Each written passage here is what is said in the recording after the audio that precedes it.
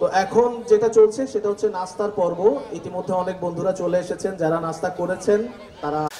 আমাদের আজকের আয়োজনটি সম্বন্ধে আবারও তোমাদেরকে একটু ব্রিফ দিয়ে রাখি। আজকে আমরা সকাল থেকে আমরা রাত পর্যন্ত এখানে আমরা সময় কাটাবো। সকালে আমাদের শুরুটা হবে আমাদের ছোট্ট সোনামণিদেরকে নিয়ে, যাদেরকে আমরা প্রজন্ম 98 হিসাবে আমরা বলে থাকি। আমাদের পরবর্তী প্রজন্ম, তাদেরকে নিয়ে আমরা আজকে আমাদের চিত্রাঙ্কন প্রতিযোগিতার মাধ্যমে আমরা শুরু করব। এবং চিত্রাঙ্কন প্রতিযোগিতার পরে তাদের নিয়ে আমাদের রয়েছে ঝুড়িতে বল নিক্ষেপের মতো একটি প্রোগ্রাম। তার পাশাপাশি আমাদের থাকবে যারা নাইট রাইডের বান্ধবী ভাবি যারা রয়েছে, তাদের জন্য রয়েছে আমাদের পিলো পাসিং